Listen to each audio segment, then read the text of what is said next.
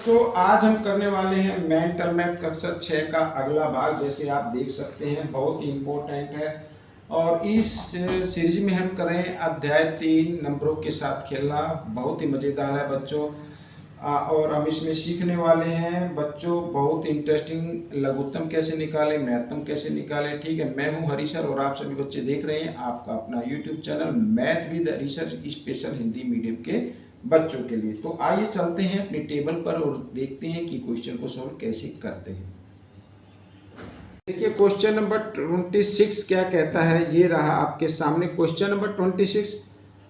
आपको क्या करना है, आपको निकालना है महत्तम समावर्तक। 27 और 63 का महत्तम समावर्तक निकालना है।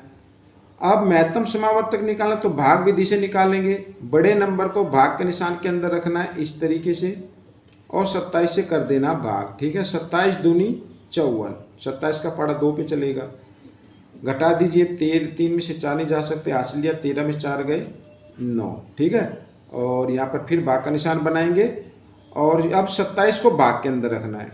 अब 9 दिया 27। अब बच्चों महत्तम समावर्तक आ गया आपका। आखिरी में जिस नंबर से भाग किया है, 9 से भाग किया आखिर में, तो वही आपका महत्तम समावर्तक होगा। ठीक है, ये प्रश्न आपका हल हो गया।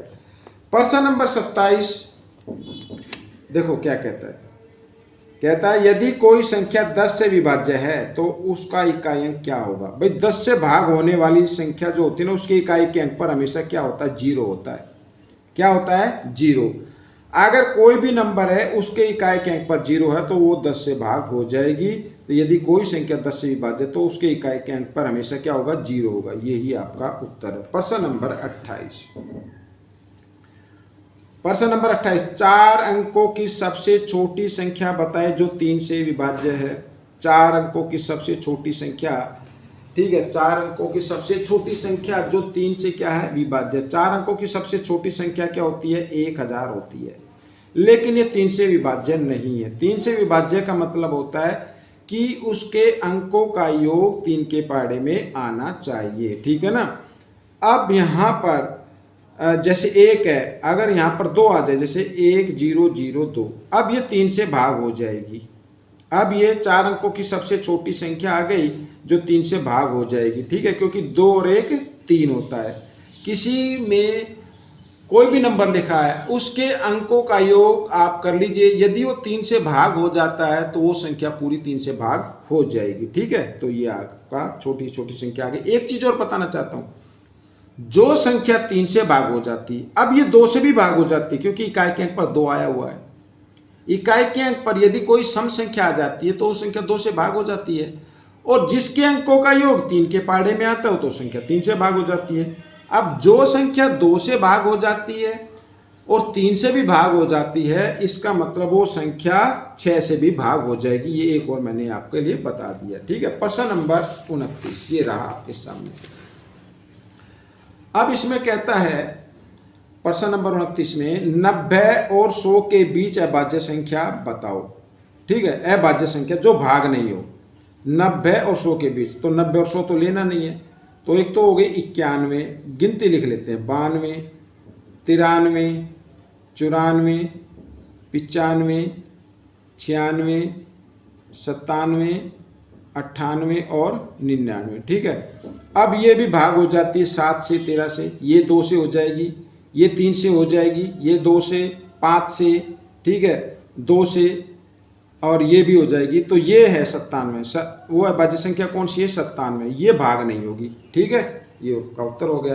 प्रश्न नंबर 30 क्या कहता है, देखो, और जैसे मैंने अभी आपको बताया प्रश्न नंबर 30 वैसे ही है। 5 और यहाँ पर कोई निशान है, अज्ञात संख्या। अज्ञात का मतलब हमें नहीं पता क्या संख्या है। और 2, 3 अंकों की संख्या है, 1 और 2, 2 अंक तो दिए हुए हैं, 3 अंकों की संख्या है जिसमें ये स्टार जो है ना अज्ञात है। यदि यह संख्या 6 से विभाज्य है तो अज्ञात संख्या का मान बताओ। अभी मैंने आपको क्या बताया कि 6 से वो संख्या भाग होती है जो संख्या 2 से भी भाग हो जाती है और 3 से भी हो जाती है। अब यहां पर मैं ये संख्या लिख लेता हूं, यहां पर कोई संख्या है, ये 2। अब क्योंकि इकाई के अंक पर 2 या सम संख्या आई हुई है तो ये तो 2 से तो भाग हो जाएगी। अब 3 के लिए क्या करना है, हमें उसके अंकों का योग 3 के पहाड़े में चाहिए।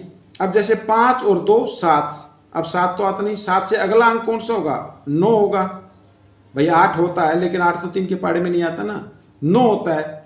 तो 9, यानी कि अगर हम यहां पर अज्ञात संख्या के बीच में क्या ये किसके लिए 2 लगा दे, तो 2 और 2 4 और 5 9, ठीक है। तो ये क्या हो जाएगी? 3 से भाग हो जाएगी। अब जबकि ये संख्या 2 से भी भाग हो रही है, 3 से भी भाग हो रही है, तो इसका मतलब 6 से भी भाग हो जाएगी। तो अज्ञात संख्या आपकी क्या आ जाएगी? 2 आ जाएगी। ये आपके मैथ में होगा, आप उसको देख लेना, ठीक है। अज्ञात संख्या, अगर आप चाहते सर इसके ऊपर एक वीडियो बना दे तो वो वीडियो आपके लिए बना दी जाएगी, ठीक है। ये आपका हो गया। तो बच्चों ये प्रश्न आपका हल हो गया है, ठीक है, ये कंप्लीट हो गया है। और आपको कैसा लगा जरूर बताना, ठीक है। मिलेंगे अगले भाग में, तब तक के लिए धन्यवाद।